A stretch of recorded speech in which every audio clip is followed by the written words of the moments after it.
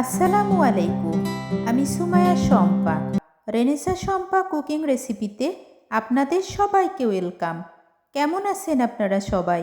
আশা করি সবাই অনেক ভালো আছেন। আলহামদুলিল্লাহ, আমিও ভালো আছি। অবশ্যই আজকে একটু বেশি ভালো আছি, কারণ গতকাল আমার চ্যানেলটা মনিটাইজেশন কমপ্লিট হয়েছে।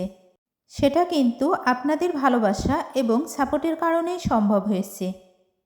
আপনাদের সবাইকে আমার পক্ষ থেকে আন্তরিক ভালোবাসা এবং দোয়া রইল। আজকে আমি মাছের ডিমের ভুনা রেসিপিটা আপনাদের সাথে শেয়ার করব। তার জন্য আমি এখানে মাছের ডিম নিয়েছি। ডিমটা ডিপ ফ্রিজে ছিল, এজন্য এখন একটু আইস আছে। সাথে আমি 2টা আলু এভাবে ভেঙে নিয়েছি, অবশ্যই সিদ্ধ আলু। স্বাদ মতো লবণ দিয়ে নিলাম। হাফ চা চামচ পরিমাণ হলুদ গুঁড়া দিয়ে দিলাম। হাফ চা চামচ পরিমাণ মরিচের গুঁড়া। এর সাথে আমি একটা ডিম অ্যাড করব। তারপর হাতের সাহায্যে খুব ভালোভাবে উপকরণগুলোকে আমি মিক্সড করে নেব। মাত্র 10 মাসে আমি কিন্তু আমার চ্যানেলে মনিটাইজেশন কমপ্লিট করে ফেললাম। আসলে আপনাদেরকে আমি ধন্যবাদ জানিয়ে ছোট করতে চাই না, কারণ আপনারা আমাকে এতটাই সাপোর্ট করেছেন আর এতটাই ভালোবাসা দিয়েছেন, যার কারণেই কিন্তু এটা সম্ভব হয়েছে। এখন আমি চুলায় প্যান বসিয়ে দিয়েছি। প্যানে পরিমাণ মতো সরিষার তেল দিয়ে নিলাম। যারা যারা আমার এই রেসিপিটি দেখতেছেন কিন্তু এখনও লাইক দেন নাই, প্লিজ একটা লাইক দিয়ে দেবেন। এখন আমি ডিমের মিশ্রণটাকে কড়াইয়ে ঢেলে দিলাম। এটাকে আমি ফ্রাই করে নেব। কিভাবে ফ্রাই করব দেখতে থাকুন। আমার যেসব আপুরা এবং ভাইয়ারা আমাকে এই পর্যন্ত সাপোর্ট করে গিয়েছে, আশা করি আমার আগামী দিনগুলোতেও ঠিক এভাবেই আমাকে সাপোর্ট করে যাবে এবং আমার পাশে থাকবে। এটাকে আমি উল্টাতে পারছিলাম না, যার কারণে আমি এই ডিশটাতে ঢেলে নিয়েছিলাম। ঠিক এভাবে আমি উল্টিয়ে নিলাম। যদি আমি কড়াই থেকেই উল্টাতে যেতাম সরাসরি, তাহলে এটা ভেঙে যেত। এবার আমি পিস করে কেটে নিলাম। এভাবে যদি মাছের ডিম ভুনা করা যায়, খেতে কিন্তু দুর্দান্ত মজা লাগে। ডিমের পিসগুলা কতটা দারুণ হয়েছে দেখুন। দেখতে যেমন কালারফুল হয়েছে, খেতেও কিন্তু অনেক বেশি মজা হয়েছিল। এখন আমি আবার গরম কড়াইয়ে পরিমাণ মতো সরিষার তেল দিয়ে নিলাম। 1.5 কাপ পরিমাণ আমি সরিষার তেল দেব। এভাবে যদি মাছের ডিম ভুনা করা হয়, তেলের পরিমাণটা একটু বেশি লাগে। 2টা তেজপাতা দিয়ে দিলাম, 3 টুকরা দারুচিনি, 2টা এলাচ। এগুলাকে আমি একটু নাড়া দিয়ে নেব।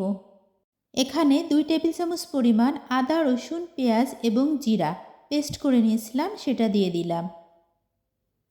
এটাকে আমি আবার একটু নাড়া দিয়ে নিলাম। এবার আমি কিছু মশলা অ্যাড করব।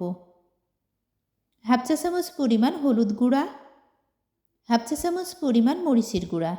প্রত্যেকটা রান্নার জন্যই আমরা যদি অতিরিক্ত মশলা ব্যবহার করে ফেলি, তাহলে সেটা কিন্তু খেতে খুব বেশি সুস্বাদু লাগে না। প্রত্যেকটা রান্নার জন্য আমাদের মেজারমেন্ট যে একটা মাপ আছে, সেই মাপে অবশ্যই আমরা মশলাটা ইউজ করব। এখানে আমি হাফ চা চামচ মাংসের শাহি মশলাটা দিয়ে নিলাম। তারপর সামান্য একটু পানি অ্যাড করলাম, যাতে মশলাটা পুড়ে না যায়। এখানে আমি হাফ চা চামচ পরিমাণ ভাজা জিরার গুঁড়া অ্যাড করলাম। এবার আমি মশলাটাকে খুব ভালোভাবে কষিয়ে নেব। এখানে আমি শাহি মশলা অ্যাড করেছি, কারণ ফ্লেভারটা দারুণ আসার জন্য এবং টেস্টটাও দ্বিগুণ বেড়ে যায়। মশলাটাকে আমি কষিয়ে নিয়েছি। পিস করে রাখা মাছের ডিমগুলাকে এখন আমি দিয়ে নিলাম।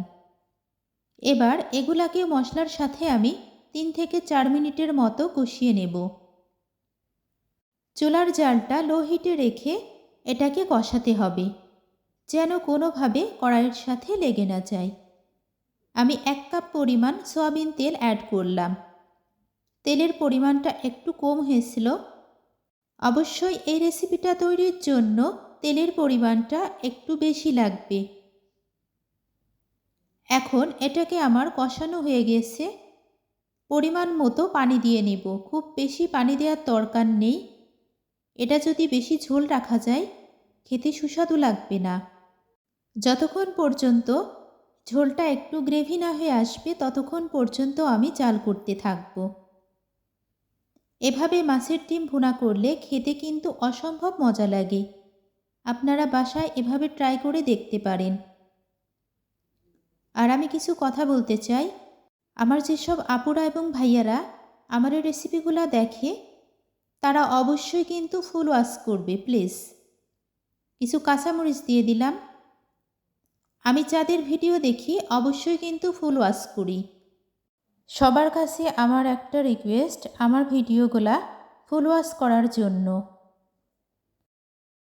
যদি আপনারা আমার ভিডিওগুলা ফুল ওয়াশ না করেন তাহলে কিন্তু আমার ভিডিওর ভিউগুলা কমে যাবে এবং রিচটাও কমে যাবে।